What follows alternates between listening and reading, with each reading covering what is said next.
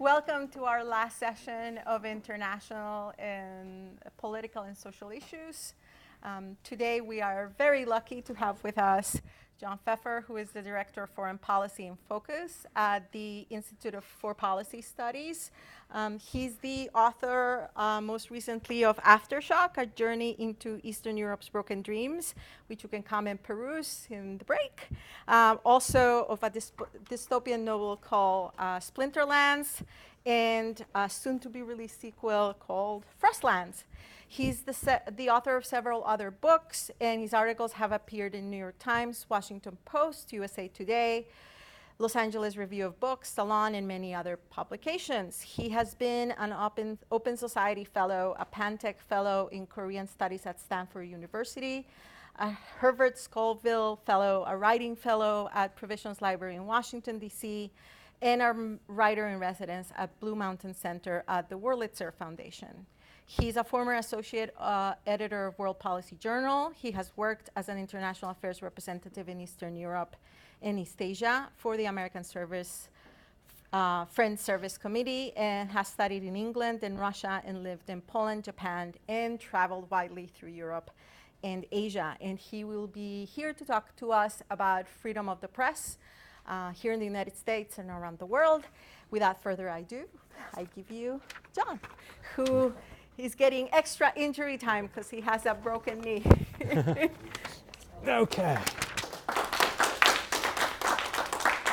Thank you, Naomi, and it's a pleasure to be here. Let me first apologize because I'll be standing here at the podium. I usually like wandering around, but I imagine the folks back there are delighted that I'm going to be standing in one place. I broke my kneecap. I wish I could tell you that I broke it in some dramatic fashion, that I was defending the rights of journalists, and I tripped on a sidewalk in Baltimore. Those dangerous sidewalks in Baltimore. So I am before you to talk about freedom of the press, and I'm going to talk until the break. We'll take a little break and then do some Q&A. But if you have any burning questions or comments while I'm talking, do not hold back. You don't have to feel like you have to wait for the Q&A to express yourself. I thought I'd begin by talking about North Korea. I'm going to start with a couple of places that I've been to.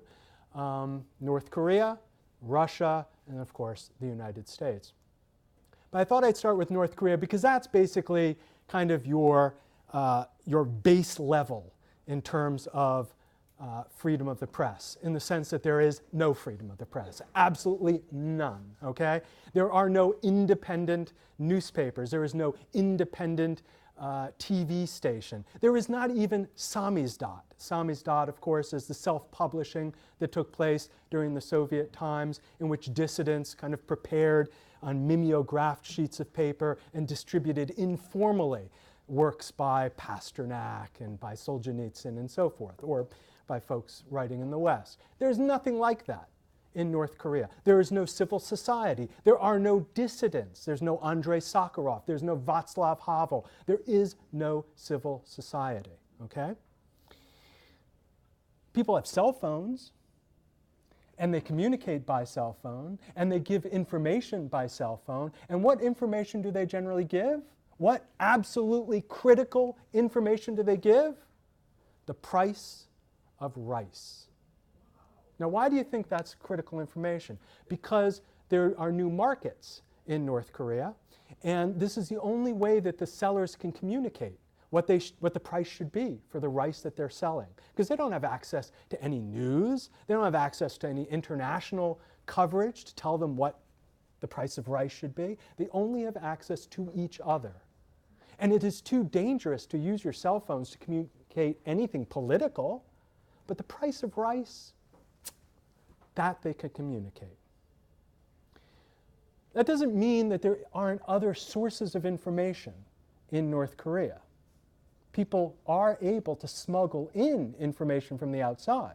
So they can smuggle in stuff from China, because people are going back and forth occasionally between North Korea and China. But it's not like they bring in The Economist.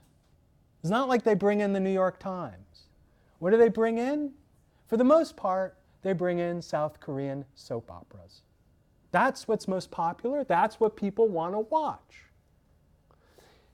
How do we know about the influence of South Korean soap operas? I mean, because this is all distributed illegally in North Korea. We don't have any evidence. We can't take polling of people in North Korea.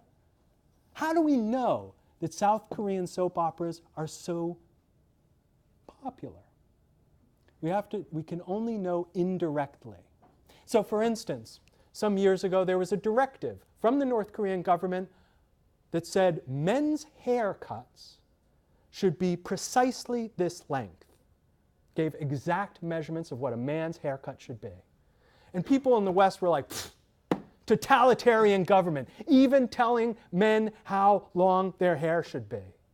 But actually what it meant was the South Korean soap operas, because they depicted South Korean men who had much longer hair, had become so popular that North Korean men were growing their hair longer because North Korean women found that more attractive.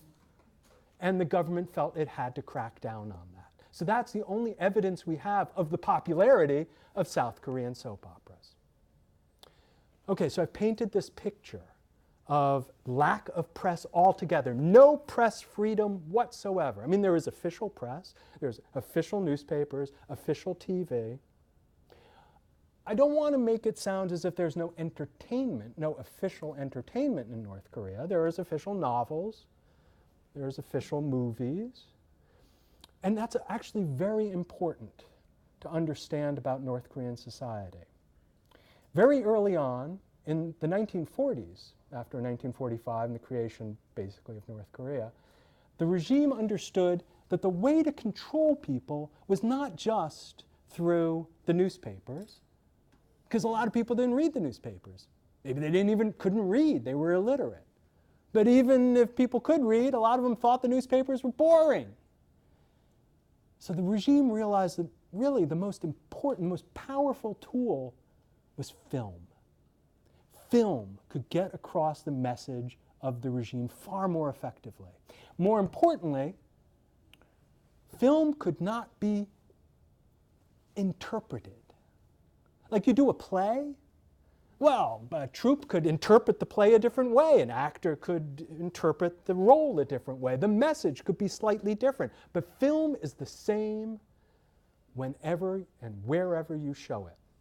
There was a consistency of message that the North Korean government could be assured of. And in fact, today in North Korea, one of the most popular competitions is among young people portraying the iconic roles in the iconic movies, letter perfect. The more accurate you are in your representation of these famous roles, the more awards you will get. This is how popular and widespread North Korean films are. And I don't want to tell you they're boring. I've seen quite a few North Korean films. I kind of like some of them. There's one that's like Godzilla. There's, you probably heard, of course, that Kim Jong-il, the North Korean leader, actually kidnapped a South Korean filmmaker, brought him and his actress wife to North Korea to make films. You can see how important film industry was, that they would actually go ahead and kidnap a director from South Korea. And he made the movie that was like Godzilla. But there are other movies that are quite interesting. I'm not telling you that they're boring propaganda movies. They have a message. The message is about the important values of the government. Nationalism, the importance of the Korean race, the importance of order. I mean, this is how the government disseminates its values and its principles. Yes, from the control of the media, but also through the entertainment industry. Now, just as an aside, I took a class back in college. It was on German history. It was on the Nazi period. And our professor said, next week you're going to watch a movie. This was the most popular movie when it came out. People would go to see this movie over and over and over again. We're like, wow, this sounds cool. Looking forward to this movie. So showed the movie, and like within 10 minutes, we're all like, Jesus, this is so boring. You're telling us Triumph of the Will. Leni Riefenstahl's famous film about Hitler and the staging of Nazi rallies. It was, Germans thought it was absolutely fascinating at the time. It was an extraordinarily popular movie. But if you watch it today, okay, you might say it's kind of interesting to see Leni Riefenstahl's cinematography, but basically, it's a boring movie now. Have to understand entertainment in context. What you might find, you might think these North Korean films are boring, but in context, people find them interesting and they have extraordinary influence. Okay. That was North Korea. That's your 0 level in terms of freedom of the press. Let's go to Russia. I studied Russian in Moscow in 1985, and that was the beginning of the Gorbachev period. And then things were starting to open up. There was Samizdat. There were some new kind of, I shouldn't say there were new magazines. There were magazines, there were old magazines like Agonyok that had become kind of radical and putting forth either the message of Gorbachev or even further about perestroika and glasnost. But in the 1990s, you had kind of a complete transformation of the media landscape in Russia. Wide range of new periodicals. You basically had freedom of the press. What do you have today? I don't know if you saw, this was a New York Times magazine article. Back, it was in 2015. Gary Steingart. So Gary Steingart's a Russian-American novelist who writes some fabulous novels, if you haven't read any of them. He decided he'd perform an experiment. Like he would read all of the Russian, independent newspapers, go online, get all the information about what's going on in Putin's Russia, and he couldn't understand why Russians still thought that Putin was a great guy. Why did Putin still have 80% popularity? All the things he was reading was like, Putin's a crook, Putin's corrupt, Putin's an autocrat. Why did Russians seem to get a different message? So he said, okay, this is what I'm going to do. I'm going to lock myself into a hotel room in New York, and I'm going to have 6 screens, and I'm going to do nothing but watch Russian television, nonstop, 24/7, for a week. And the reason he decided to do that was because 90% of Russians get their news from TV. Not from the sources he was reading, not from newspapers, not from radio and dissident periodicals, from TV. 3 major TV stations. There's Channel 1, Russia 1, and then NTV. The first 2 are state-owned, and the third is owned by Gazprom. And Gazprom is the largest kind of petrochemical outfit, which is basically state-run too. A week of this. And after a week, he decided, well, now I kind of understand why Putin is so popular. Not because there was nonstop propaganda of the North Korean variety. I mean, there was that. I mean, the Russian official news, was like, all the Ukrainians are fascists, America is filled with crime, all of Russian conduct overseas is benevolent. I mean, I'm not saying that none of that is, that's absolutely false. There are fascists in Ukraine. Not all fascists. There is crime and so forth here in the United States, but it's not all crime. And of course, there's some benevolent actions by Russia in the world, but not all of them benevolent. Anyway, so there is the official propaganda coming from the official news. But for the most part, what was on Russian TV? Poshlost. Anybody know the term poshlost? Poshlost was a word that Vladimir Nabokov, the great novelist, Lolita and other novels, that was the word he loved to use, poshlost. He said that is the greatest danger to Russian culture. Basically, poshlost, if you were to translate it, Yiddish word would be drek. What would we call it? I don't know. Rubbish, yes. Trash. You go on Russian TV and it's like really ridiculous talk shows, like Jerry Springer-like talk shows, like Eurovision song contests, really violent movies, entertainment. but entertainment of the lowest common denominator. But at some level, it all reinforced the same theme. And the same theme is that if not for Vladimir Putin, we would be living in a lawless society. So he is the man who guarantees our safety. And that message would come through even these most unorthodox of channels. So the North Korea case is the case of a tyranny of the minority, the Kim family. A very small group that control the means of production, if you will, and are able to keep the majority repressed, for want of a better term. The Russian case is not the tyranny of the minority, although you do have, obviously, Vladimir Putin and the people around him, the so-called Silovki, and the oligarchs who own Gazprom and other things. But ultimately what you have is the tyranny of the majority. You have a situation in which Putin authentically does have somewhere between 70 and 80% popularity. And it's a tyranny of majority that is controlled not through simply propaganda channels at the top, but a much more sophisticated way of perpetuating messages.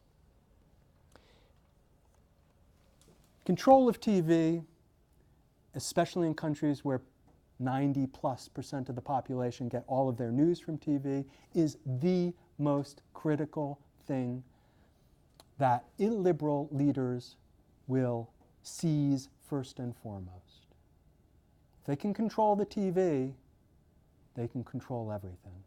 You might remember during the Serbian uprising against Milosevic, that was the first thing they went for, was the TV station. If we can get the TV station, then we will have won the revolution. TV is so critical. In 1985, Neil Postman wrote a book called Amusing Ourselves to Death. Great title.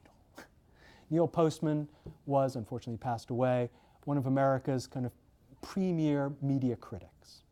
And he made an argument which at that time was quite unusual, quite unconventional. Could even be said to be unconventional today, but we'll see how you think about what you think of it. He basically said that TV and news do not go together. Okay, you have a thing called TV news, but that's an oxymoron. Because it's not possible to have news on TV, because TV is a medium that is oriented to entertainment above all else.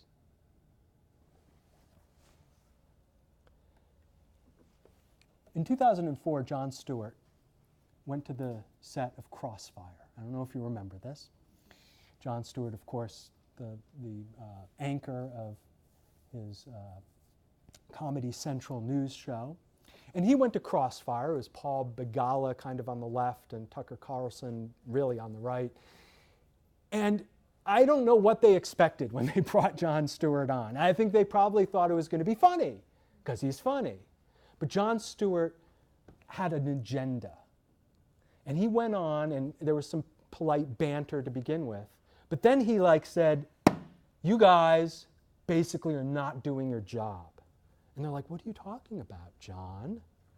He said, you are supposed to be grilling guests and getting to the truth of things. And all you're doing is theater, he said.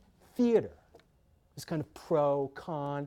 It's Poschlost. He didn't use that term, but that's basically what he was saying. And they were shocked. They were like, well, I mean, what do, John? You're on a comedy show. And Jon Stewart said, yeah, but my show is called comedy. And your show is supposed to be serious. Now, I like Jon Stewart, but actually Jon Stewart was wrong if we take Neil Postman's critique seriously. Jon Stewart was making what philosophers call a category error. He thought that Crossfire was a serious show, but he forgot that they were both on television. and that television is about entertainment. Television, to use a more modern term, is about infotainment, the combination of information and entertainment.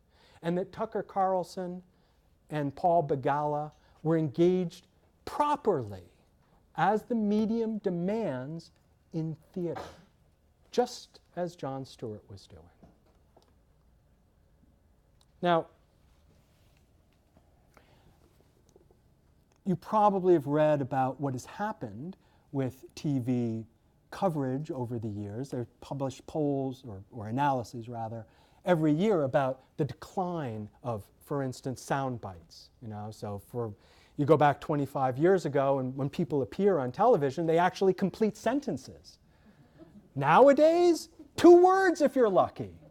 And how can that possibly represent what you actually said? But of course, it's not just the radical reduction of what people say, it's the radical reduction of coverage that's serious. Coverage, for instance, of what's happening in the world. Or even, frankly, coverage of what seriously is happening within the United States. Because God knows, when a financial crisis comes along, who can really understand what these mortgage-backed loans are and these new financial instruments? It's boring television. It's critical for us to understand it, but it's boring. TV is not in the business of informing us. It's in the business of entertaining us.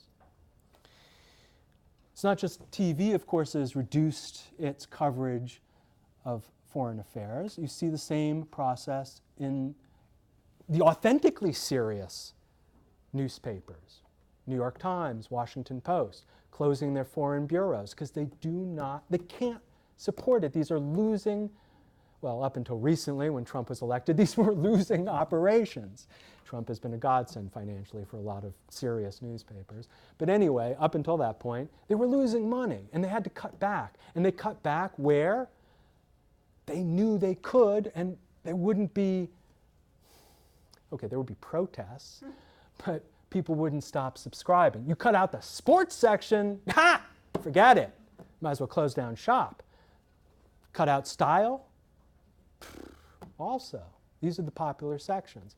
So it's not, unfortunately, the trend we see in television, this kind of infotainmentizing of the news, we see in the more serious, or what are supposed to be, the more serious media as well. Let me talk a little bit now about the changing political context. So I've talked about the tyranny of the minority, the North Korean case in which there is no press freedom. Talked about the tyranny of the majority in the Russian case, in which basically entertainment is what people have, for the most part, on offer. But also, unfortunately, here in the United States, we too have a rather tilted diet, shall we say, when we're getting news that's tilting ever more towards the entertainment side. So I would argue we aren't that much different from Russia in this sense, because this is a global trend, a trend that has been going on for years. You could argue that ultimately it was us who began it. I don't know if that's entirely fair, but the Hollywoodization of the world, the spread of American style of reporting and of newspaper work and of television. But that's something we can go into otherwise in the Q&A. But now I want to talk about the changing kind of political context within which all of this is going on. Because I'm talking about trends that precede the last 10 years, even the last 20 years. But in the last 10 to 15 years, one could even go back to, I would say, the mid-1990s to identify what we would call the new illiberalism. At the end of the Cold War, and this was, the theme of the most popular or the most controversial essay by Francis Fukuyama, The End of History. At the end of the Cold War, it was the triumph of liberal democracy. Liberalism in the sense of bringing together democracy and free market and all the freedoms that are part of that package, including freedom of the press, freedom of speech, was expected to be, well, this is how history is marching forward. Okay, there may be little detours here and there, but basically, as Fukuyama said, all the great struggles are over. What does the future look like? You want to know what the future looks like? Go to Brussels, sit in on an EU meeting, and go to sleep. That's the future. But that's not what the future was. I mean, even as Fukuyama was publishing his book, between the essay, the publication of the essay, and the publication of his book, we have the collapse of Yugoslavia and what had previously been a communist state, but a relatively liberal communist state, moving ever more liberal, suddenly going way back, like to the 13th century, with internecine and fratricidal civil war. Okay, so you can say, well, it's Yugoslavia, that's kind of that's one of those detours. But then you start noticing that, well, the detours are mounting. After the separation of Czechoslovakia into the Czech Republic and Slovakia, this was in 1993, the so-called Velvet Divorce, Vladimir Mečiar took over in Slovakia. Now, he had been part of the, more or less, the Velvet Revolution that had basically kicked out the communists in 1989. But after he took power in 1993, he took Slovakia in an entirely different direction. Started concentrating power in his own hands, closing down media, installing his own folks, setting up his own kind of patronage system. And Slovaks had to once again come out into the streets and have a kind of second revolution. They basically were successful and they kicked him out. And people said, Vladimir Mečiar, dustbin of history. Bye-bye. But actually, Vladimir Mečiar was the harbinger. Vladimir Mečiar was the taste of things to come in Eastern Europe. As everyone was writing his epitaph, other leaders were saying, that guy might have been onto something. And it wasn't just authoritarian leaders who were thinking this. Viktor Orban, in 1989, was a law student. Actually, 1988 to be specific, was a law student in Hungary. And he and a group of other liberal students formed something called Fidesz. And Fidesz was the alliance of young liberals or young Democrats. And it was a crazy organization. I had a lot of fun with them in 1989 when I hung out with them, because they liked to party and they liked to play soccer, and they elected like a 21-year-old parliamentarian, and they were kick-ass. Really liked them. But they didn't stay that way. And even in 1990, people were whispering to me, this Viktor Orban guy, yeah, he's effective. He can get us into parliament, but well, we think he has more specific plans involving himself and power. And they were right. In the 1990s, the liberal parties, basically, for reasons I won't go into, became heavily criticized for corruption and other things. And so the entire liberal side of the political spectrum was compromised. And that meant that Viktor Orban and Fidesz had no future because they were associated with these other corrupt liberal parties. So Viktor Orban looked around and he said, well, that's easy enough. I actually don't care about political ideology. It's all the same to me because all I care about is my own personal power. I'm going to take my party from the left side of the political spectrum all the way over to the right side of the political spectrum, because that's where the opportunity is. Because there are no parties to compete with over there. They've all been compromised in the past as neo-Nazis or whatever. He brought Fidesz over there. He was elected briefly as prime minister. He didn't do so well, but he learned a lot from that experience. And in 2000, he and Fidesz were reelected with a parliamentary supermajority, which allowed them, and this is the kicker, and this is the key to illiberal democracy. he had a parliamentary supermajority which allowed him to get around all of the built-in mechanisms that liberal democracy have to prevent someone like Viktor Orban to go around these mechanisms. In other words, Viktor Orban would say, well, I am going to fire all these judges and replace them with others. And the court system says, can't do that. That's unconstitutional. And Viktor Orban says, ha! I don't care because I got a supermajority. I will change the Constitution, which he did 6 times in order to push through the legislation he wanted to push through. To understand what has happened to freedom of the press and associated freedoms in an age of illiberalism, we have to understand that this is not dictatorship. This is not North Korea. This is not Viktor Orban seizing power and saying, I and my progeny will rule Hungary forever. No. It's using the mechanisms of democracy to capture the state. State capture. This is the phrase which is critical. Because it's not about simply becoming prime minister. And it's not about simply having a normal parliamentary majority.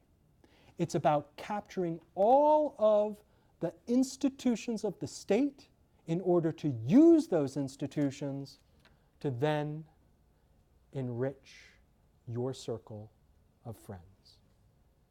You can do so through nationalizing property. You can do so through privatizing property. It actually doesn't matter. You might think, oh, well, nationalizing property and privatizing property are on the opposite side of the political spectrum.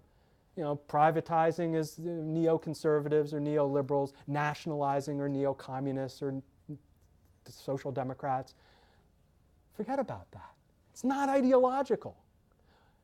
When you capture the state, you use any mechanism that is available to enrich your circle. If it's nationalizing a property, do it. If it's privatizing a property, do it. Ideology does not matter. State capture. Now, when you capture the state, you can do various things, like in Hungary, close down Népszabadság, the major daily, because it's critical of you. But you don't do it in that tyranny of the minority way. You just don't send your thugs in and close it down. No, you have a friend of yours who happens to be a rich guy, buy it. And then shut it down. And then people were like, oh, well, I guess it wasn't profitable. But it was the major daily. Of course it was profitable. If it wasn't profitable, no newspaper's profitable. That was a bogus argument. But that's what happens in illiberal democracies. You have the form of democracy, but you don't have the content of democracy. Now, one of the key elements of state capture, as you might guess, is of course corruption. It's about how the state is ultimately corrupt, but also how it partners with other folks to implement a corrupt agenda. Now, those folks might be oligarchs. They might be out and out organized crime. And you will do anything to protect that corrupt relationship. And if an investigative journalist comes along and says, well, we live in a democracy, we have freedom of the press, I'm an independent investigative journalist, I'm going to look into this corruption and expose it. Well, I mean, that's normal, right? Right? Wrong. You do that in these countries, and you risk imprisonment if you're lucky. Between 2012 and 2017, 70 journalists investigating corruption were killed. Most recently, you might have heard in Slovakia, Jan Kuciak, a journalist poking into the unfortunately still corrupt dealings in the Slovak government many years after Vladimir Mečiar, killed. Maybe you didn't hear, though, about the killing in Malta. Did anybody hear about well, you've heard about the killing in Malta. This was shocking. Malta! I mean, it's like picturesque little country, EU member. Oh, EU member, that's the key. Because actually, if you pay $1 million and you buy a property in Malta and you own it for a year, you get Maltese citizenship. But you don't just get Maltese citizenship, you get EU citizenship, which enables you to park you and your money anywhere in the EU. So suddenly all of these houses were being bought in Malta and not occupied. And this journalist, Daphne Galizia, started poking into this. Like, why? Why are these houses not occupied? What's going on here with the sale, essentially, of EU citizenship? And she did it for some years before she was killed last year in a car bomb. Now, the people who have been apprehended are members of organized crime. But who hired them? Well, who knows? Because it wasn't, of course, just Russian oligarchs. Chinese, Kazakh, lots of rich people wanted EU citizenship. And of course, some of them wanted it for good reasons. I don't know, you can say it's a good reason to go to the Louvre, I don't know. But a lot of them, obviously, were involved in money laundering, because that is the major issue that is kind of unsettling financial markets, Europe, even here in the United States. Okay. Now you might be saying to yourself, well, okay, 90% of Russians get their news from TV. What about here in America? You would think, but it's not actually true. 50%, and it's declining, get their news from TV. That was in 2017. In 2016, 57%. So you can see in 1 year, such a decline in the number of people who are getting their news primarily from TV. Where are they getting it from? Yes, Facebook. Actually, the guy my driver over here was telling me about the situation in the Philippines. He gets all of his news from Facebook. I won't tell you about his political views, but social media. Now, social media, on the one hand, can be seen as a great step forward. Okay, first of all, it's not controlled by the state. For the most part, it's not controlled by, well, I can't really say that anymore. It used to be, you could say it's not really controlled by big business until it became big business. But it seemed to be an independent space, you know, where you could kind of troll around to get information as you like. And then, more importantly, it served as this great organizing tool that was outside of control of government. So, of course, the Arab Spring was successful, where it was successful largely because of social media, because people were able to do organizing on Twitter and Facebook that they ordinarily would not have been able to do. But, and this is the big but, social media, and I'm just talking about the news component here,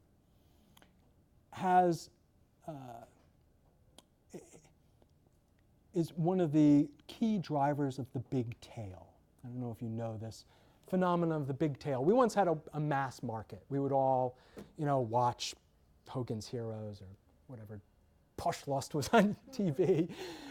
We would, we'd read a core curriculum. We'd have a couple of newspapers we read. There was a mass market in the United States. Okay, yeah, you had some independent stuff here and there, but everyone was watching Peyton Place and reading James Michener, and that was the mass market, the middle-class driven mass market. But we haven't had a mass market for a long time. Instead, we have the big tail. And the big tail is a graph of all the different things we read and watch. Yeah, okay, occasionally we still have a big movie like, Black Panther that a lot of people will watch. But if you look at segmentation of the market, it's a tail. It's not clumped up here around a couple of things, but it's a lot of different things that we're reading and watching. And social media is part of this big tail. It's part of the segmentation of what we consume. But it's also, and this is more important, it also creates an echo chamber. Because generally speaking, when we're on Facebook or we're on Twitter, we are reading what we want to read. We're reading the things that our friends are posting, people who are generally ideologically similar to us. And if they're not ideologically similar to us, we unfriend them. We kick them off our Twitter feed. We don't want to hear that stuff. That's understandable, but it also reinforces, because you have to understand they're doing the same thing. It's not like they're thinking, oh, I'd like to have a broad range of opinion on this subject. No, they're like, I don't want to hear this person either. Tell me this nonsense. I listen to Rachel Maddow and only Rachel Maddow. She is goddess. I watch, Fox and Friends and only Fox and Friends. So increasing segmentation and echo chamber. Hand in hand with this, of course, is reinforcement of both conspiracy theories, which spread like wildfire, and not just on the loony right. There are even loony center conspiracy theories. And I can't tell you how many times I've been in discussions on Russia with people who are liberal left and say, well, what do you mean by deep state? Is they're convinced that there's a deep state out there. I'm like, what? Explain to me what the deep state is. I'm happy to entertain it. So I don't think it's just, Pizzagate and stuff on the far right. But it's not just conspiracy theories, it's also an undermining of mainstream media. Saying that, mainstream media is getting it wrong. Now, believe me, I make my living as a critic of mainstream media. So it's not like I am not sympathetic to that in general. But if it goes too far, if it's like, it's one thing to say, well, this part is right and then this little thing here is wrong. Or, we wish you hadn't published, 3 op-eds on this topic on this side of the political spectrum and only 1 over here. Okay? It's when you start saying, nah, nothing the New York Times says is right. Nothing the Washington Post says is right. I mean, these folks are paid professional journalists with fact checkers galore. They do a hell of a lot better, frankly, way better than I do as a media critic, okay? And the resources I have at my disposal. So I have nothing but respect. Even when they get it wrong, I have nothing but respect for mainstream media. TV aside. But there's also a kind of more pernicious effect going on here, and that is an erosion of political consensus. And whatever you might think of political consensus, that it's false, that it's artificial, one could argue that a democracy cannot survive if there is not sufficient political consensus. The center will not hold. Now, I hasten to add that social media is not the cause of this, because these trends precede the rise of Facebook and Twitter. These are, we had crazy talk shows going on in the 70s and 80s. We had crazy TV shows going on in the 80s and 90s, all of which reflected the same kind of echo chamber effect and segmentation of audience. But it is a major contributor to this. Okay, I'm going to give this last part, and then we'll take a little break. Last part, of course, is none other than Donald Trump. Now, if you've been paying attention, you might think, or you might realize that everything I've been saying is building up to the one and only, our Commandante. He's an illiberal leader, very self-consciously illiberal. He believes in democracy, but the actual practice of democracy earns nothing but scorn from him, and especially the institutions of democracy, whether it's the court system or it's politicians he disagrees with, obviously the mainstream media. He's corrupt. How corrupt? I wish I could give you the facts and figures. There's, of course, the emoluments issue, whether he's actually earning money as president through various things. More substantially, I believe, I've written extensively on this, but I do believe that what the Mueller investigation is really going after is not his sex scandals or what he did in Moscow to a bed at some point. No, what they're really looking for is an account at Deutsche Bank. Because Deutsche Bank was the only bank that gave money, loaned money to Donald Trump when everybody else said this guy is an enormous risk because he basically won't pay back. But Deutsche Bank not only continued to give him money, but when he refused to pay back a particular loan from Deutsche Bank, another segment of Deutsche Bank gave him the money to pay back that first segment of Deutsche Bank. Like, why'd they do that? That makes no sense. Except if you go to the other side of the ledger and you discover that over the last 3 to 4 years, Deutsche Bank has been investigated repeatedly and successfully for Russian money laundering. Now, where is the link? I can't tell you that. I don't know. I don't have access to Deutsche Bank. But my guess is this is what the Mueller investigation is looking for. And this is why mainstream media is so critical. They have the resources to investigate these kinds of stories. These are boring stories, unfortunately. I mean, the headline is interesting, Trump corrupt, Trump money launderer. But the actual meat of the story, we have to trace all sorts of complicated financial transactions, shell companies, et cetera, et cetera. Trump designed it to be difficult to follow. The man, and here we get, jumping ahead, I should say, also social media. Guy loves social media, okay? This is his way of communicating directly to people. And then finally, of course, entertainment. The man is from the world of entertainment. He understands that it doesn't matter how many times he lies, how many women he assaults, frankly, how much money laundering he engages in, as long as he remains entertaining. That is key. Now, one hopes that our democracy and special investigations, mainstream media, refuse to be entertained, refuse to be amused by Donald Trump and pursue their jobs. Now, when it comes to media, and I'll finish here, and then I'll do the conclusion at the end after the break. What is Trump's tactic specifically for media? Well, of course, the first thing is he disparages mainstream media. He calls it fake news. Fake news. Rich, coming from this guy who has created fake news his entire life, to the point, I don't know if you heard this, but it's kind of embarrassing. He would call up news reporters and pretend he wasn't him, pretend he was a different person, talking about himself, how rich he was, how successful he was with women. Lies that he knew he couldn't give himself. He played the news media perfectly with his own version of fake news. And now he's turned it around and said they are fake news. So disparaging of mainstream media. A disparaging of journalists in particular, calling them the enemies of the people. Enemies of the people? Okay, dude just came back from Canada. He said the Canadians were the enemies of the United States, and then runs off to Russia and hangs out with Putin. The Canadians?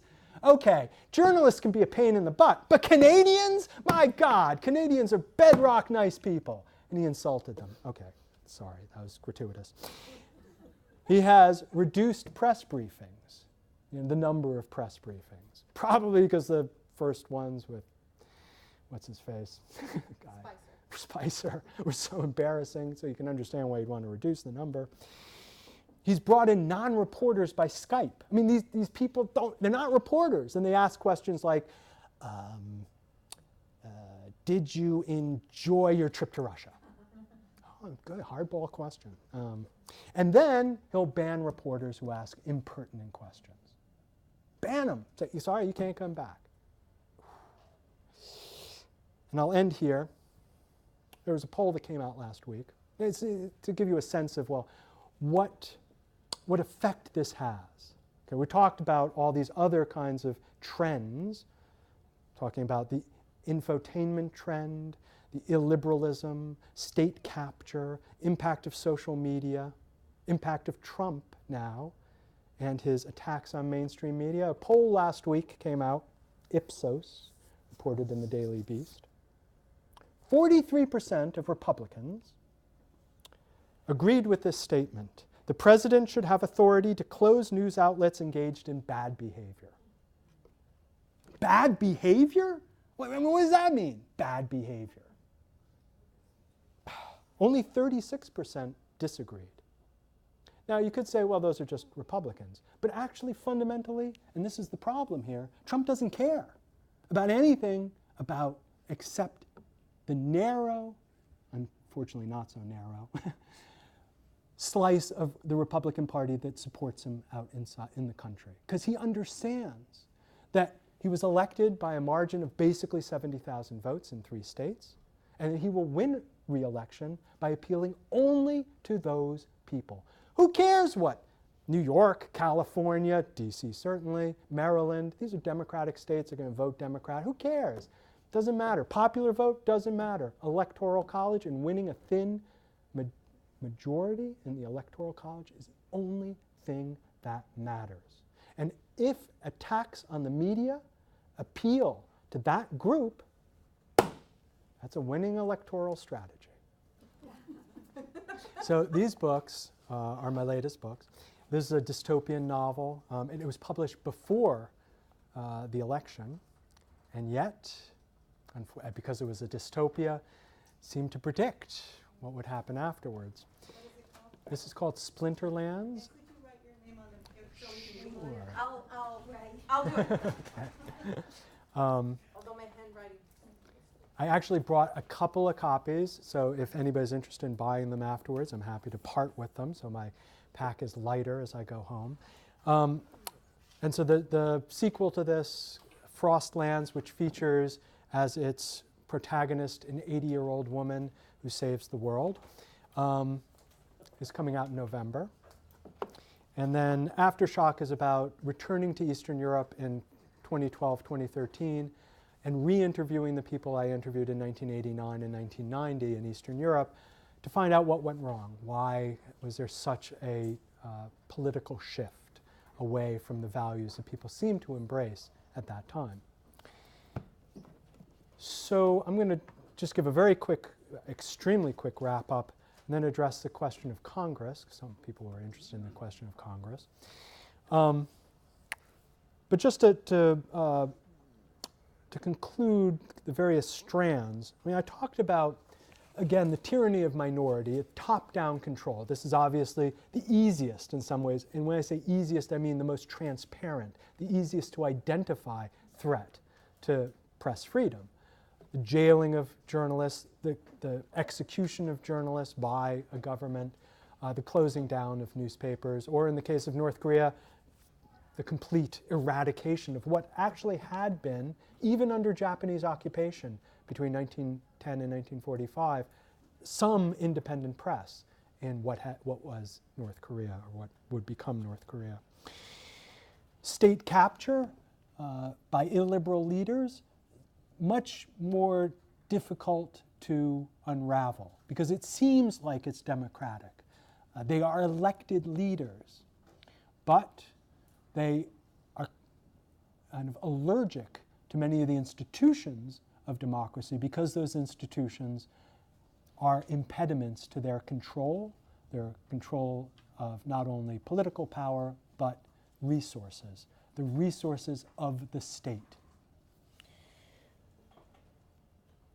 Attacks on mainstream media by not only leaders, but by other actors in society, an erosion of the legitimacy of mainstream media, to the extent that you would have a poll like I ended with, in which you have a rather substantial portion of a political party saying it's perfectly fine for the president in a country that has valued press freedom for more than 200 years. The president can just close down any outfit he wants.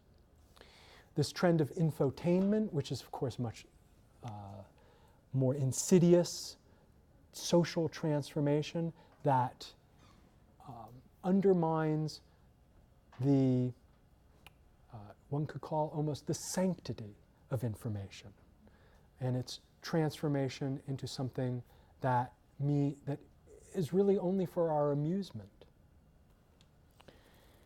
The segmentation of social media and the reinforcement of polarizing views and the erosion of political consensus is so necessary for democracy to survive.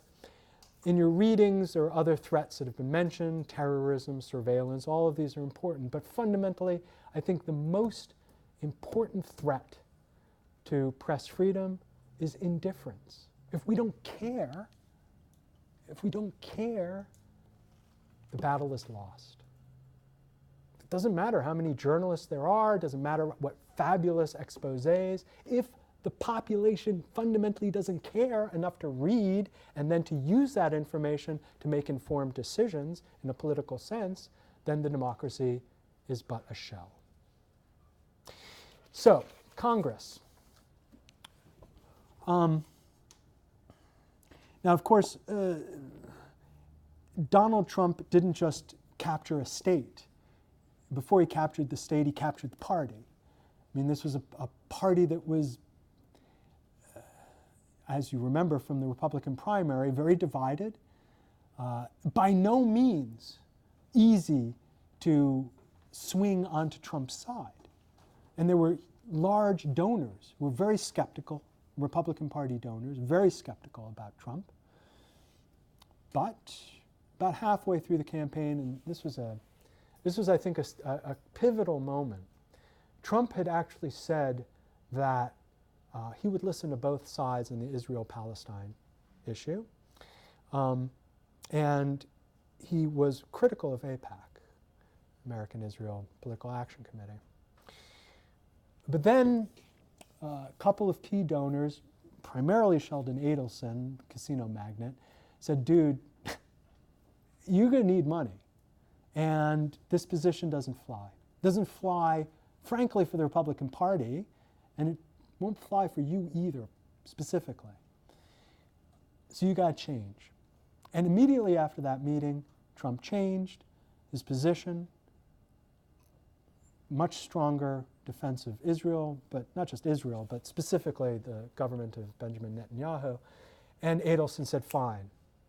And if you follow through with your presidency, these particular planks, like finally moving the U.S. Embassy from Tel Aviv to Jerusalem, et cetera, you will have unrestricted flow to my money. That, I think, was key not just for Trump's campaign, but it was an imprimatur. It was a vote of confidence from one of the leading Republican donors that this guy was acceptable. And that meant that you saw a gradual shift within the Republican Party towards inevitability. Inevitability, which of course became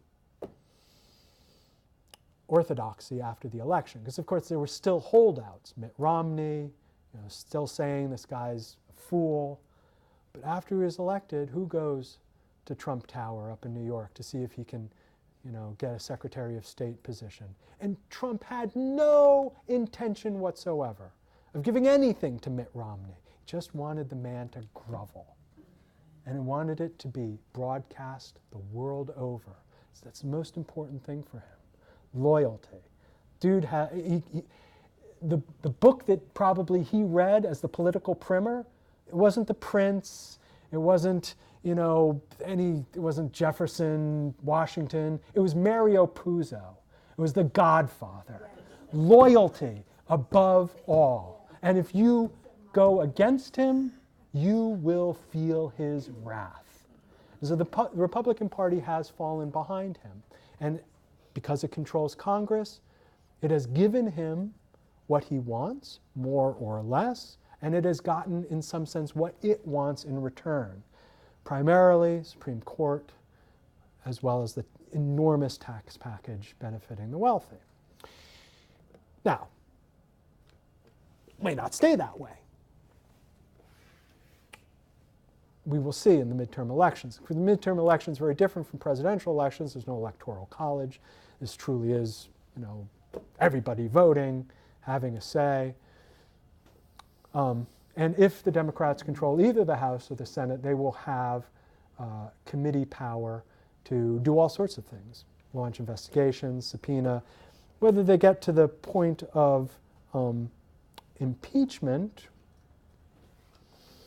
I don't know. I mean, they may make a political decision that actually it's better to just have investigations and bring out as much dirt as possible without focusing on the impeachment question specifically. Because they know Mike Pence, because Mike Pence was, of course, in Congress, and they know Mike Pence is a far more effective politician than Donald Trump when it comes to passing legislation. So they might be like, well, we don't want to deal with Pence. Let's focus on just bringing as much dirt out as possible in advance of the 2020 election. How that relates to press freedom, well, I mean, there's an interesting book out by Steven Pinker. He's a Harvard psychologist. It's called Enlightenment Now. And basically Pinker's argument, which it's an expansion of an argument he made about 6 years ago, The Better Angels of Our Nature. The earlier book said that basically society has become less violent over the last hundreds of years, not more violent. I mean, we look back at the 20th century and we think genocide, world wars, but he says actually those are exceptions, and if you look at the much longer view, there's been a tremendous reduction in the number of deaths attributable to war, as well as to domestic conflict, et cetera, et cetera.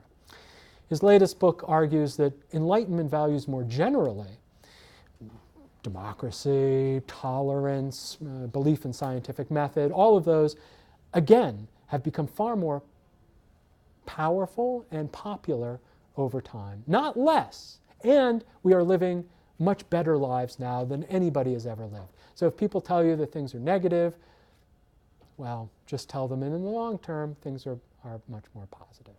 Now, I don't want to get into an argument about that.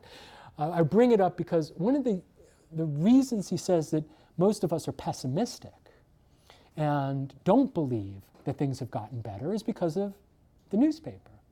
Because news media is focused on what goes wrong. There isn't a headline every day that says 157,000 people have been taken out of poverty today, which is actually would be accurate over the last 30 years. That's not a headline. And so we have become numb to all of the progress that takes place because it's not reported on.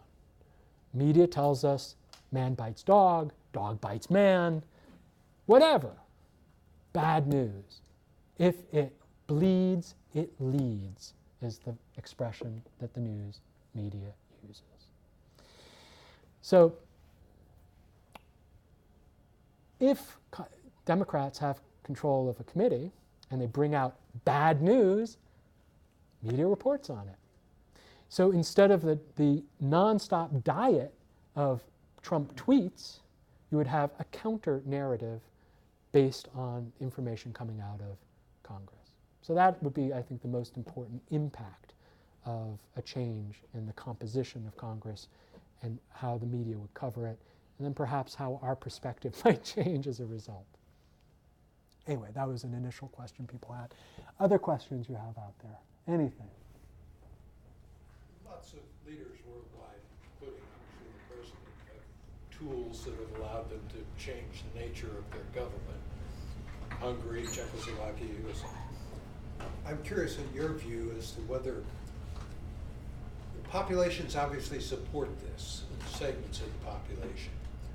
Are they supporting it because these are new ideas and new directions that have an appeal to a segment of the population? Or are some of these ideas, which would include things like racism, already existent and they've just found a new life in these new political organizations? The former, for the most part. I'm sorry, the latter, not the former, the latter. In other words, for the most part, these are governments that are hearkening back, saying that the governments of the past led you wrong, led us into the quagmire we are in today, the carnage, to quote Donald Trump in his inaugural address, the carnage that exists now is the responsibility of the previous administrations. We will bring you back to the golden age. The golden age. Well, you might think, the golden age?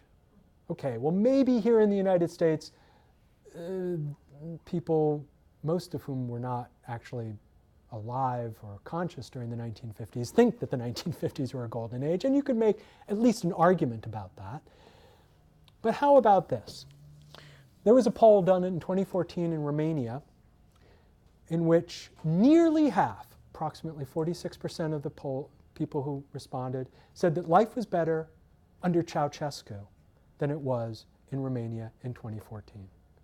Ceausescu, Nicolae Ceausescu, reminder, the most ruthless communist tyrant in the region. This wasn't reform communism, this wasn't goulash communism, this wasn't solidarity kind of influenced communism. This was the worst austerity, dictatorial communism. And yet, in 2014, when Romania had been part of the EU for 7 years, nearly half of the population, or at least those polled, said that life under communism was better. It's like, whoa. So how to understand that? Because when a leader comes along in Poland or Hungary or Romania, generally speaking, they are not talking about, they don't go that far back in saying that life was better under communism. They might say, you know, the revolution was stolen after 1989. They might say that it was stolen maybe by EU bureaucrats, you know, who have taken over our country from Brussels the same way that Moscow took over our country during the communist period. They might go even further back. They might say, well, you know, life was much better in the early 20th century, you know, before World War I, or the 19th century. They will make appeals to a golden age. Nostalgia is extremely strong because the experience people had after 1989 was mixed. Okay, they might have seen, if you look at overall statistics, Poland, of course, has had tremendous economic growth since 1989, almost uninterrupted. And even during the financial crisis, Poland was the only European country that had economic growth. How can they complain? The question is the they. That is always the question. Whenever anybody says, well, how did they think? What do they think about it? Or why did they do that? The key word in the sentence is the pronoun, the they. You have to unpack the they, because there's never a they. There's always lots of people with lots of different opinions. And if you look at the electoral map in Poland from the last election, the last parliamentary election, what is now the opposition party won Warsaw, it won the big cities, and it lost everywhere else. Because the economic miracle for Poland was concentrated in the cities. For a period of time, Warsaw was the most expensive city in Europe, in like 2014, 2015. You go to Warsaw, you can get a great meal, really expensive, fine coffee, stay in a luxury hotel. You can tool around in a luxury taxi. It seems like Poland is part of Europe and has graduated. It has closed the gap that existed between Eastern Europe and Western Europe. And in fact, Warsaw has closed the gap, but not the countryside. Warsaw has gone forward, and the countryside actually has gone backward. And that is why these parties win. Because they're not talking to cosmopolitan voters, the metrosexuals of Poland in Warsaw. They're talking to folks in the countryside who have seen their standard of living either go backwards or stay the same. Now, ordinarily, if everybody had experienced that, then people in the countryside would say, well, okay, it's the way it is, you know. Poland just as a country hasn't moved forward. But they're not comparing themselves to their neighbors. They're comparing themselves to the people in Warsaw. And they're saying to themselves, those folks have done so well. How did they do so well? They couldn't have done it by merit, because I'm a good person, I'm a talented person. If it was merit, I would be successful too. They must have done it illegally or through nepotism. And that's the narrative that these parties use. that the previous party or parties achieved success for only part of the population, and that part of the population achieved success through nefarious means. So it's both a glance backwards to earlier values. They might be religious values, certainly more conservative values, and in some cases even racist values. But it's also an appeal to parts of the population that have been left behind by the success, the very palpable and measurable success that the country as a whole has experienced. Mm-hmm. Do you feel that Trump, with his bullying tactics and his ability to turn things in the way he wants, do you think that that has influenced other countries like Saudi Arabia, Israel, China, to take strong-arm tactics where they wouldn't have before? They would have kept it quiet. And now they're suddenly saying, it's okay. The U.S. feels that way. It must be okay. Yeah, well, definitely in certain countries. I mean, if you look, there was, where did Trump go on his first trip? American presidents, if you look at where they go on their first trips, they go to Canada, they go to Europe, a couple went to Mexico. Where did Trump go? Saudi Arabia. Why on earth did he go to Saudi Arabia? Well, he went to Saudi Arabia and he met his friends, the leader of Egypt, Abdel Fattah al-Sisi, leaders of Gulf countries, and his son-in-law, Jared Kushner's big pal, Mohammed bin Salman, the kind of king-to-be in Saudi Arabia. So they chatted, they kind of formed a little anti-terrorism alliance. Then Trump went off to Europe. Almost immediately afterwards, there were two things happened. One, Saudi Arabia launched an embargo of Qatar. And it launched an embargo for a couple of different reasons, one of which it can tie to the topic. They didn't like what Al Jazeera was doing. Al Jazeera, a more or less independent TV station out of Doha, very critical of Saudi practices. But there are other reasons. And then the other thing that happened is Bahrain started to arrest people. And I think in both cases, those countries knew that the Trump White House and certainly the State Department were not going to raise a fuss about that. Duterte in the Philippines, he knew that Trump wasn't going to care at all about the extrajudicial killings that were taking place against both drug sellers and alleged drug sellers, thousands and thousands of people. The effect, though, has also been the opposite way. I mean, because obviously civil movements have been energized by Trump and by the resistance to Trump in this country, and are really fearful that something similar will happen in their countries. So throughout Europe, you have seen a kind of counter-Trump, if you like, counter-Trump efforts against similar kinds of populists. Of course, it hasn't been successful in some countries, Italy, Austria, but in other countries, I mean, Netherlands, for instance, Geert Wilders did very poorly in the elections there. Marine Le Pen failed in her bid to become president in France. So, it's mixed bag. But, so I think we haven't yet seen what the influence will be of Pompeo taking over the State Department, because Tillerson at least was a more traditional, or had more traditional kind of views of realpolitik in international relations, and Pompeo is an ideologue. On the other hand, Pompeo is a more effective bureaucrat, so the State Department is better organized under Pompeo, but is better organized perhaps to implement his mission, which is a more ideological mission.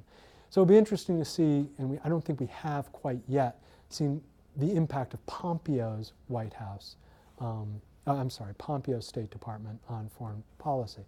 The one exception would be Iran, because Pompeo, of course, gave an address at the Reagan Library talking about the importance of regime change in Iran, and talked about specific groups that could be part of that, especially Mujahideen al-Khalq, which is this MEK, this crazy expatriate or any dissenting. About the obligations of media in this society, and I'm talking mainstream television, which to some extent elected Trump because by covering all that, because he was entertaining. When I look at the 7 o'clock news, for example, I find that pretty vanilla. I don't think, and maybe I'm naive, but I don't think that really takes a side like you see on the cable shows. First, should they, and in such a way, should they have, say, an editorial section? So Lester Holt coming down at the end of the program for 5 minutes and saying, you know, what's going on right now is what the Nazis did against the press, and that type. Should the mainstream media have an obligation to let the people know how they feel about it? Mm-hmm. Well, there certainly is a tradition of that. I mean, you have Walter Cronkite, you know, basically telling a huge slice of the American population that the Vietnam War is not going well. You have Edward R. Murrow taking a stand against McCarthyism. Most people would say, and it's not my opinion, but most people would say that that's kind of the exception. That things have to get really, really bad for a vanilla newscaster to step out of their so-called objective role and say, this is unacceptable, this is un-American.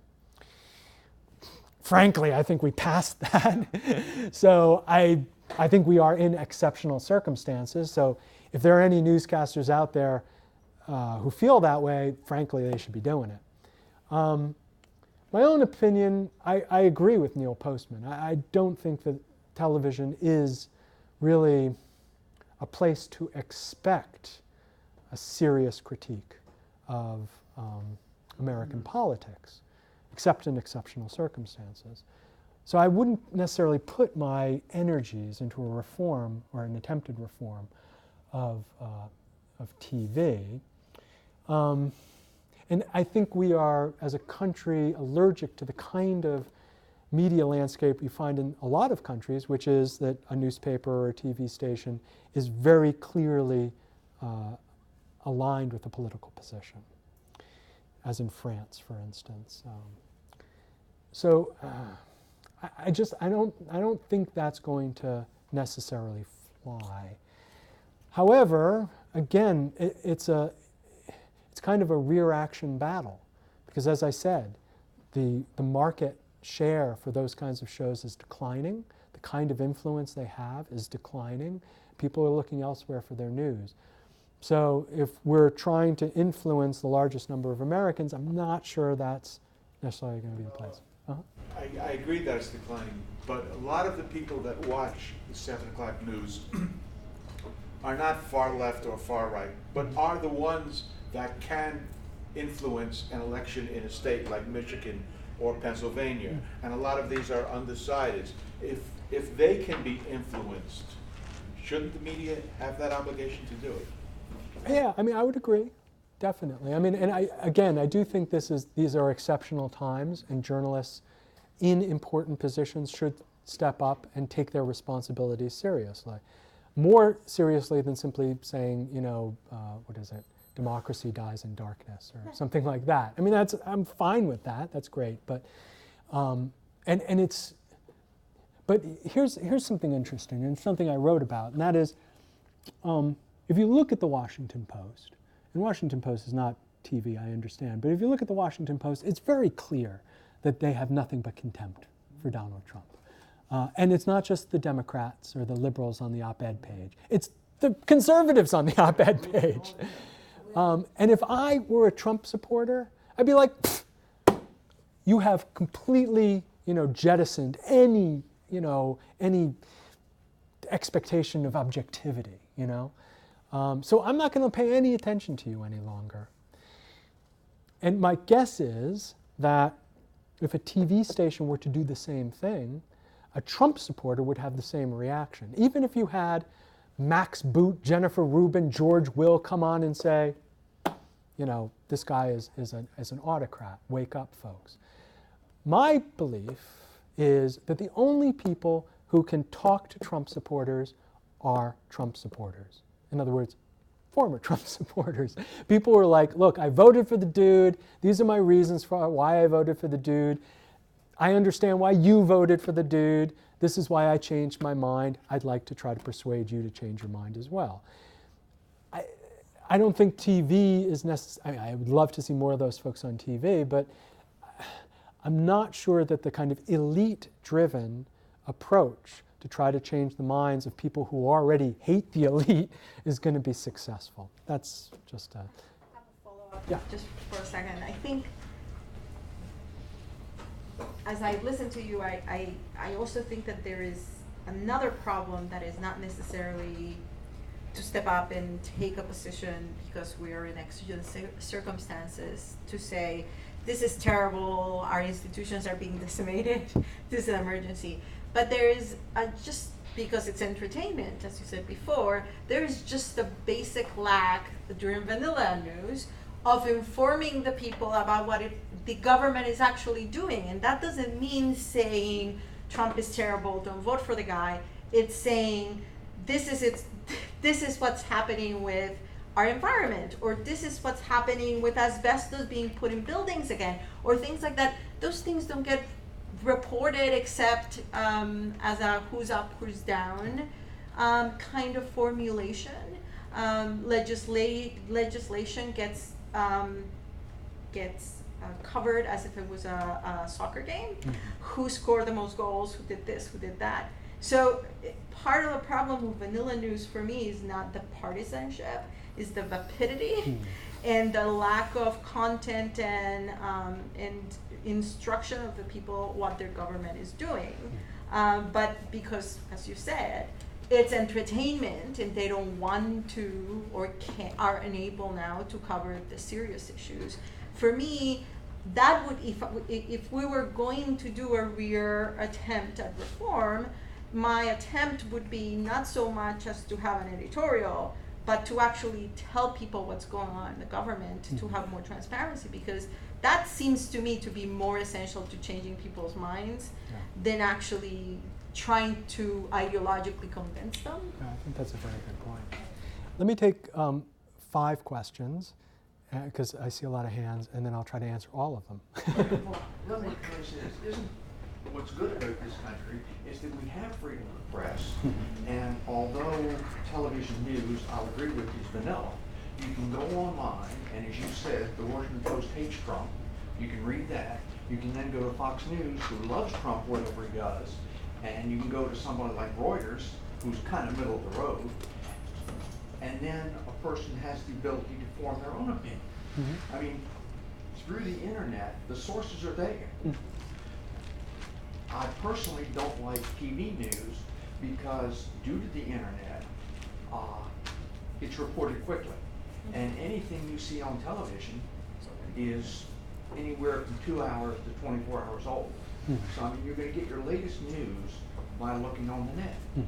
But how practical is that? Like, what people would do it? I don't I even. do it all the time. You do it. Maybe I do it. Every morning Most I read of- the wait a Washington Post, second. I read Fox Most News, of and the I read people Reuters. I know don't have the time to do that, don't have the inclination to do that, and they're educated. They're well educated.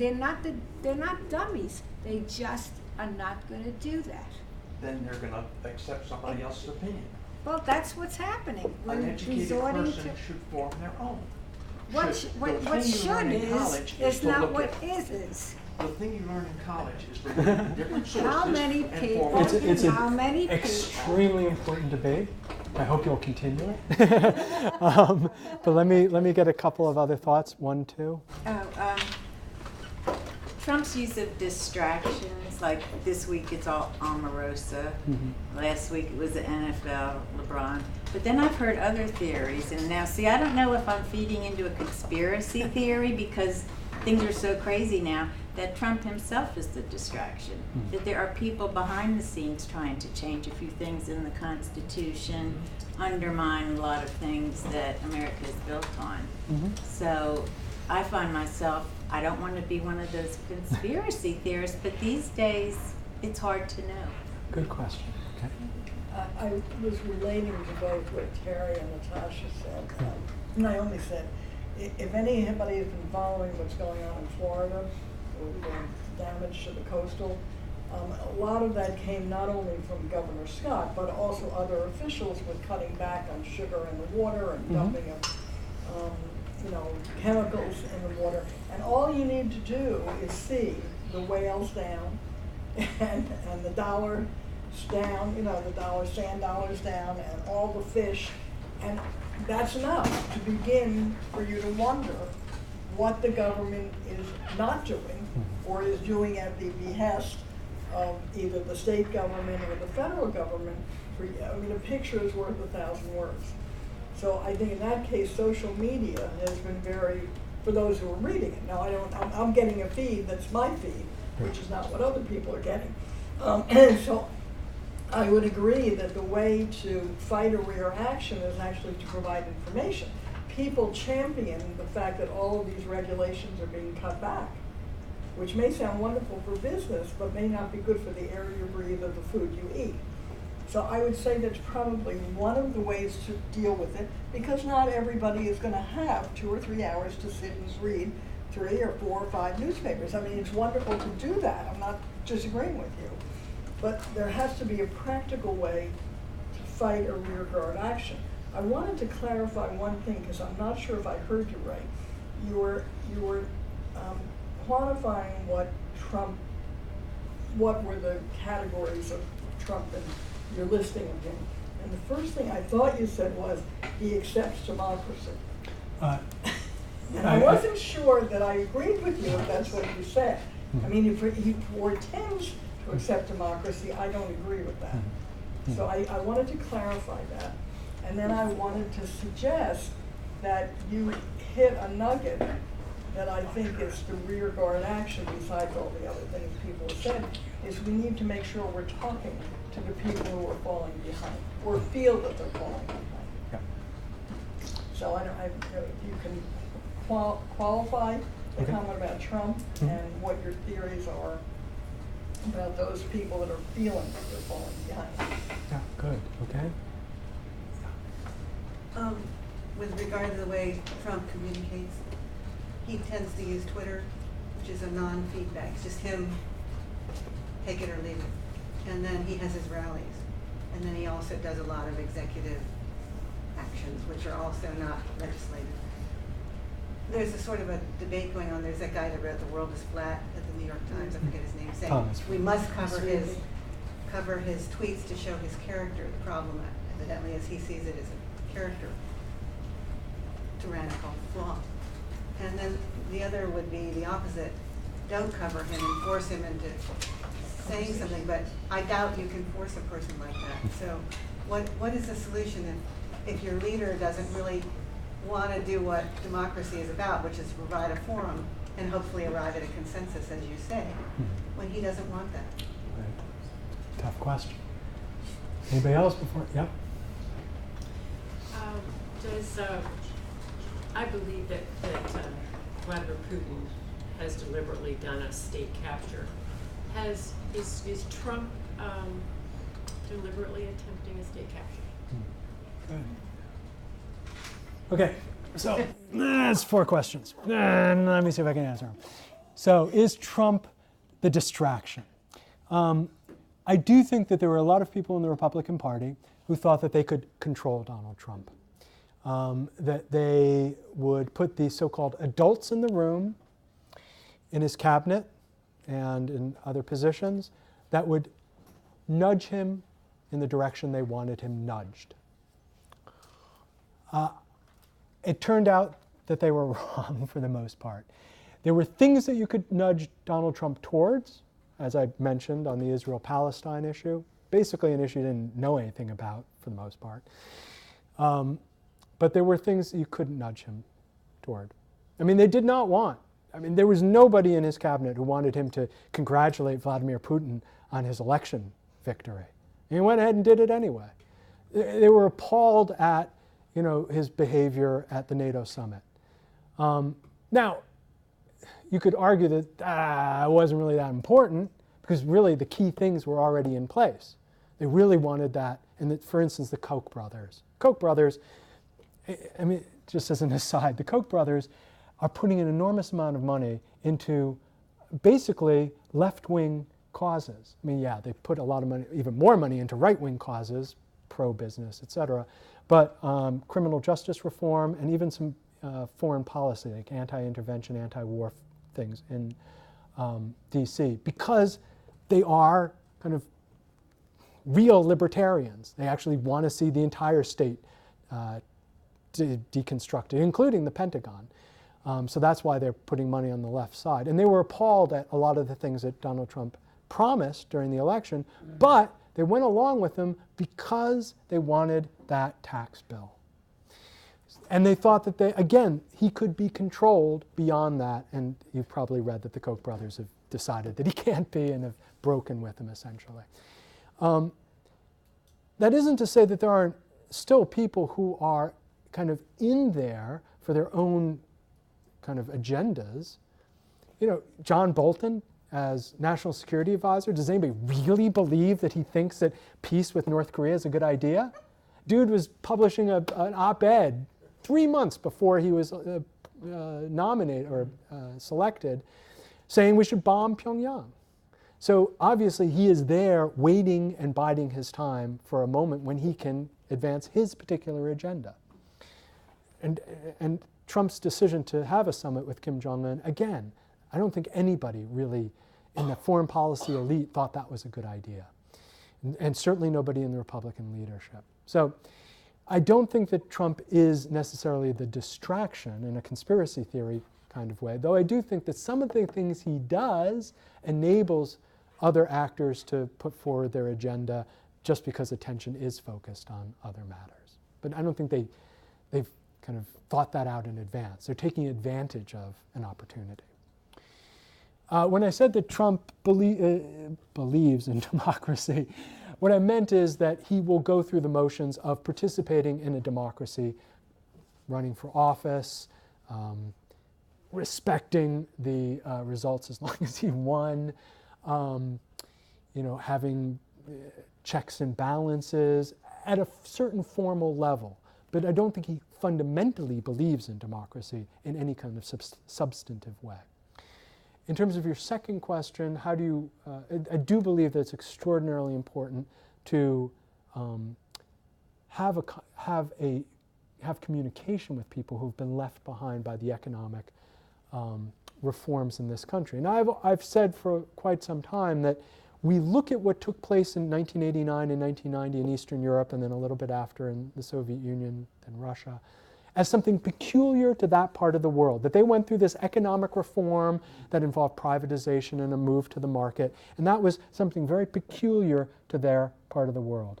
And there were some aspects that were peculiar to that particular set of economic reforms, but frankly, the United States too has gone through a very similar transformation associated with globalization. It affects all countries.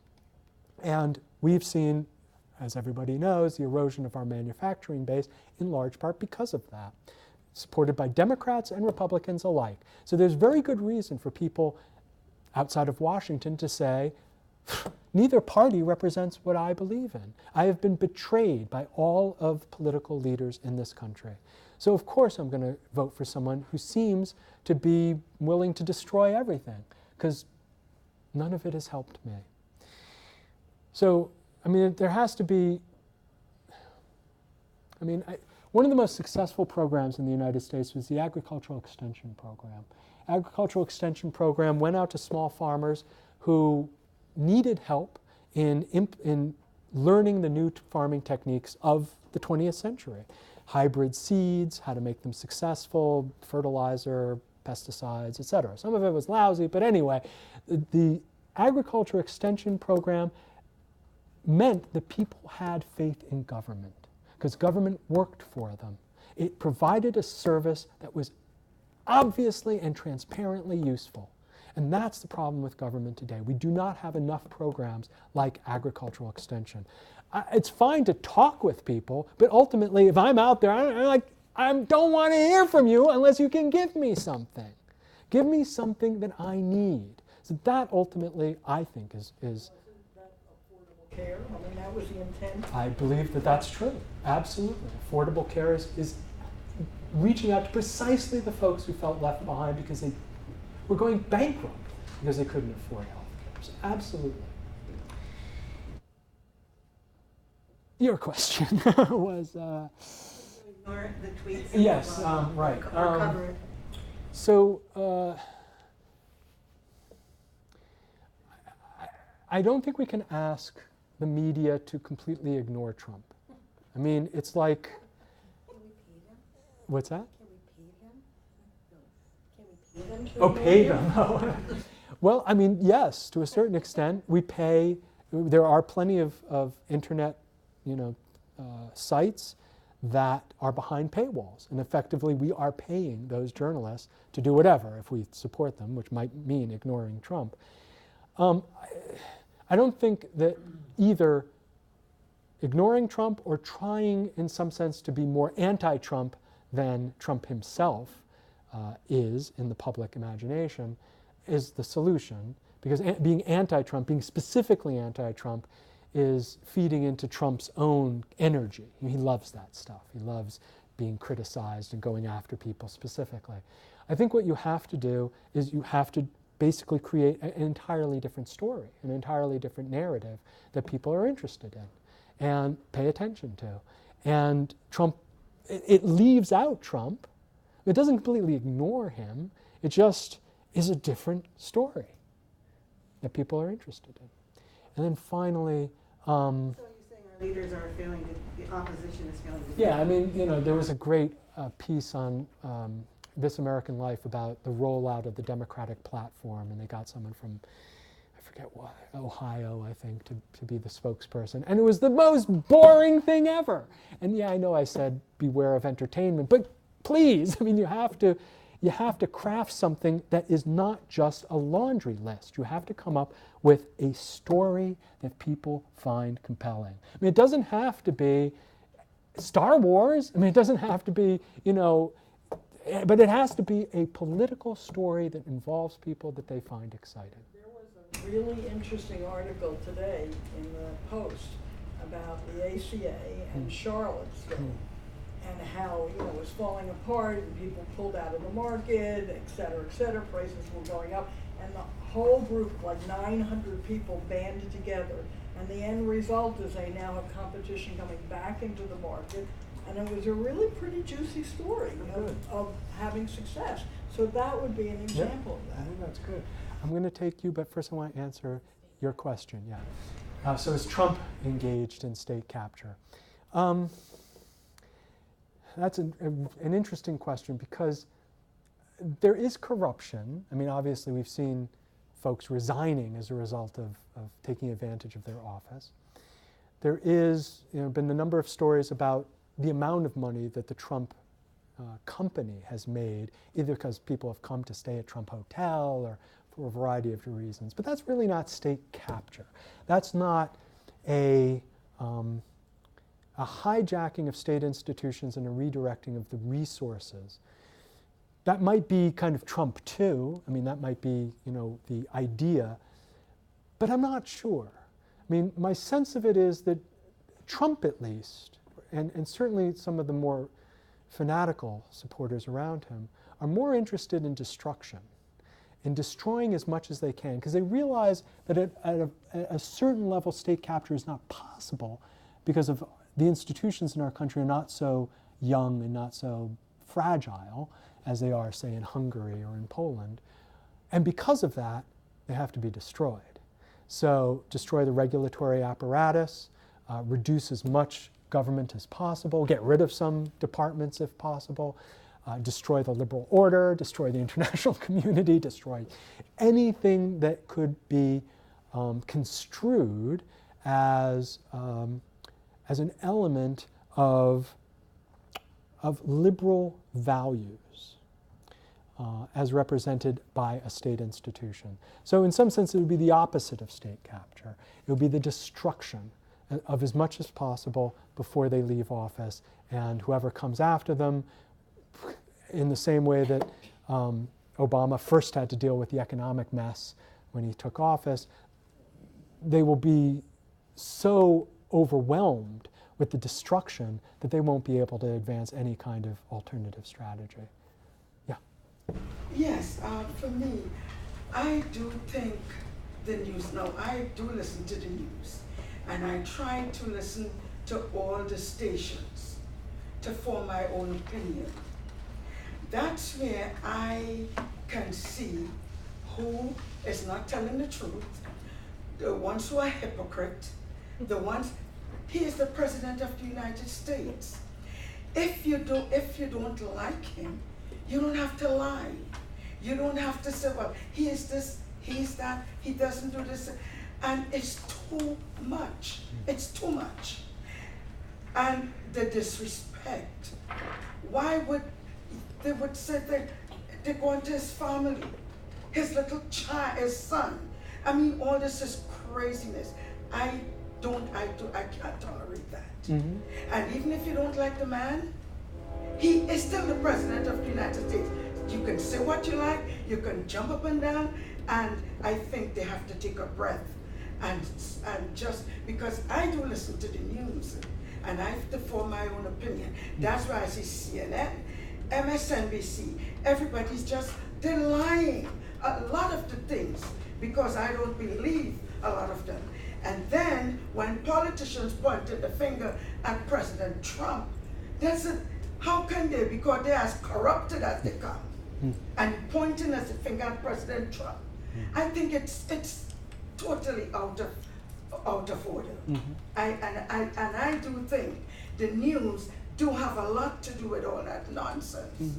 That's why I do not believe in them a lot of the times. I look at everyone, listen to the radio, read the papers, and form my own opinion. And don't listen to what they have to say. And that's my part. I think that's an important perspective, because ultimately, however you might think of personal attacks on Trump, I don't think they're effective. Now, granted, the president himself engages in personal attacks on people. You might say, well, all's fair in love, war, and politics. But if you want to be politically effective, I think, in appealing to the constituency that voted for the president, I think personal attacks are not useful.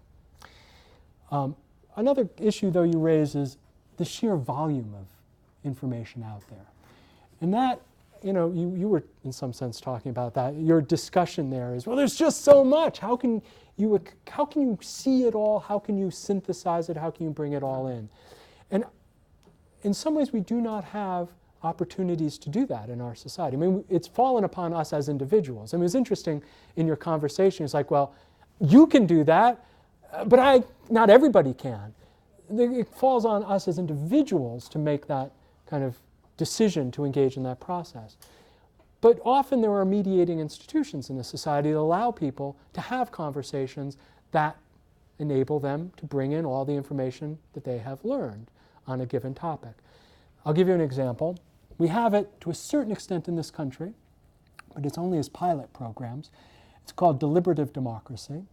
It brings together a variety of different people who have different political perspectives at a state level or at a local level on a particular issue. Gives people a variety of different materials that reflect different political positions across the spectrum. It gives them a period of time, whether it's a full day, a half a day, a whole weekend, and an opportunity to engage on those issues with a skilled facilitator.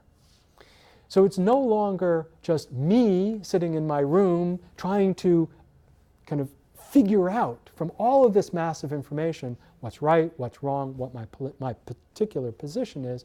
It's more of a conversation and a guided conversation about how we handle on a given issue all the information that's out there in order to come up with an informed decision. There was an attempt to do this, and I'll finish this comment, which I thought was a really interesting idea here in Maryland, to actually have an a selected body of citizens that did this on a regular basis and then reported their findings to the governor. So it would be about 200 Marylanders who would be involved in these conversations on a variety of issues during the year. They come to conclusions that then will be reported to the governor.